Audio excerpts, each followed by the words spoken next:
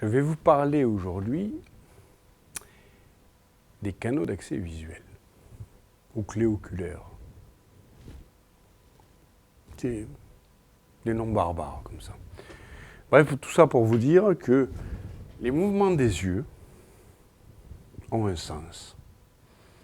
Vos yeux bougent en permanence. Votre regard scrute la pièce, scrute les lieux où vous êtes et vous apporte de l'information. Les yeux sont mobiles en permanence. Toutefois, à certains moments, ils bougent sans qu'il y ait vision pour autant. À certains moments, votre regard s'en va, en haut, en bas, juste pour avoir un accès mémoriel. Si vous posez à une personne la question « Comment était la salle à manger de ta grand-mère ?» vous avez toutes les chances que son œil s'en aille ici. Ce mouvement-là sera très bref. Chez certaines personnes, il est lent. Chez d'autres, il est extrêmement rapide. Une fraction de seconde. Plac. Chez d'autres personnes, c'est plus ample, plus grand. Chez certaines, c'est court. Des fois long. On n'est pas tous identiques à ce niveau-là. Donc, regardez bien ses yeux et posez-lui cette question. Si vous posez une question du type « Quel est ton meilleur souvenir avec ta grand-mère ?» vous avez des chances que son œil aille là. L'œil monte ici, dans cet angle. Les deux yeux se stabilisent là. Très rapidement, paf, paf, puis reviennent. Cette personne vient d'avoir accès à un souvenir. Vous ne pouvez pas avoir accès à un souvenir si votre œil ne crée pas ce déplacement. Qu'est-ce qui se passe derrière? Il n'y a pas de regard. Ceci n'a rien à voir avec la vision. C'est l'activation des lobes frontaux, cette partie-là du cerveau, qui sert à aller chercher dans votre mémoire le souvenir en question, le retrouver et venir vous le ramener à maintenant. Pour faire cette connexion-là, l'œil a besoin de monter et d'aller chercher ce souvenir pour le réactiver. S'il va ici, le souvenir ramené est un souvenir visuel. La personne verra une scène dans laquelle sa grand-mère, en l'occurrence, était présente. Et était active. Il se passait quelque chose dans cette scène-là. Si par contre vous lui posez une question du type quelle est la dernière fois que tu as entendu cette chanson ou quelle est ta chanson préférée, vous avez toutes les chances d'avoir un mouvement oculaire qui aille vers ici. C'est-à-dire que la personne réentend la chanson en question. Chacun des axes de ces mouvements oculaires a quelque chose de particulier. Ici, nous avons du visuel, un souvenir, revu comme un film, du visuel remémoré. On se souvient de quelque chose, c'est comme un film qui passe, c'est mobile. Il se passe quelque chose dedans.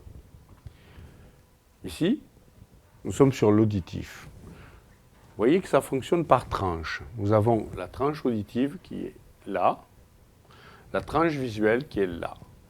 Avec ce côté, qui est du remémoré, et ce côté, qui est du construit. Qu'appelle-t-on du construit? Une construction, c'est une extraction, quelque chose qui est extrait d'un souvenir. Alors, dans certains mauvais bouquins en français, mais y a-t-il de bons livres en français? Pour ma part, je n'en ai pas trouvé.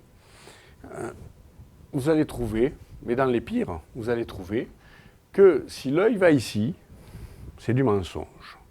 La personne est en train de mentir. C'est une aberration, c'est faux. Si vous demandez à une personne de votre entourage, est-ce que tu te verrais conduire une voiture violette ou décorée de fleurs? Vous avez toutes les chances que son œil aille là. Parce qu'il vient de construire une image. Comme il vient de fabriquer une image, son œil va dans la construction. C'est-à-dire que ce qu'il a vu n'est pas une scène en action, est une scène figée, dans laquelle il s'est vu au volant d'une voiture violette.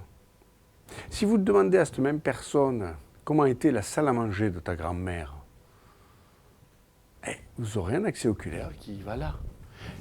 Il aura extrait d'un souvenir la vision de la salle à manger de sa grand-mère, et dans l'image qu'il vient, il ne verra rien d'autre que les meubles. Pas d'action dans cette scène-là. Ce n'est pas un mensonge, c'est une construction. Et une construction se fait à partir de l'extraction de données d'un souvenir qui vient fabriquer une image. Quand la scène est figée, globalement, vos yeux vont là. Quand la scène est en action, vos yeux vont là. Tout dépend de la question que vous avez posée. Vous pouvez ainsi suivre ce qui se passe dans la tête de la personne. Mais vous ne pouvez à aucun moment vous dire « c'est un mensonge ». Les mensonges sont effectivement des constructions, mais bien des choses sont des constructions sans pour autant être des mensonges. Sur les accès en auditif, maintenant, sur les accès en auditif, vous avez l'auditif remémoré, l'auditif construit. Si vous demandez à une personne de se remémorer les paroles d'une chanson et de vous la chanter, il y a toutes les chances qu'elle ait un accès oculaire ici. Parce que c'est une construction. Demandez-lui d'imaginer une musique, elle ira ici. Et enfin, la partie basse de nos 3 canaux.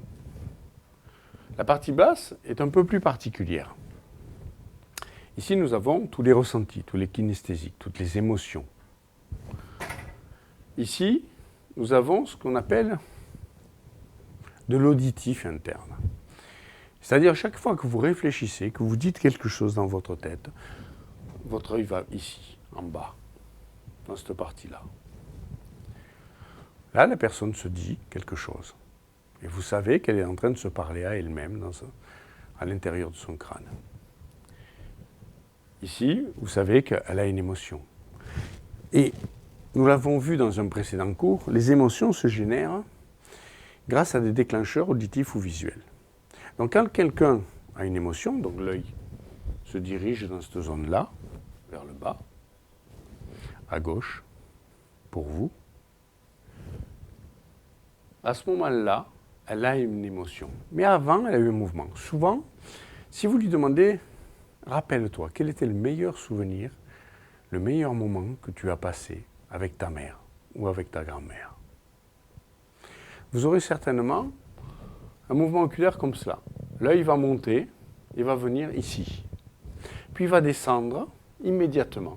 L'accès est très rapide. Clac, clac, et descend dans le kinesthésique. La personne vient de contacter une image de cet instant particulier qu'elle a passé en famille, et de suite l'émotion arrive. Vous avez l'accès au déclencheur, dans le domaine du visuel ou de l'auditif, cela peut être.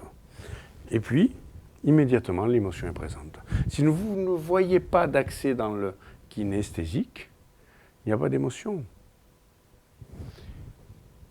Donc ces canaux, dans certains cas, peuvent être inversés. Ces canaux, dans certains cas, peuvent être inversés. Alors, on a quelquefois, assez fréquemment, 10% des cas, une inversion sur le canal visuel construit et visuel remémoré.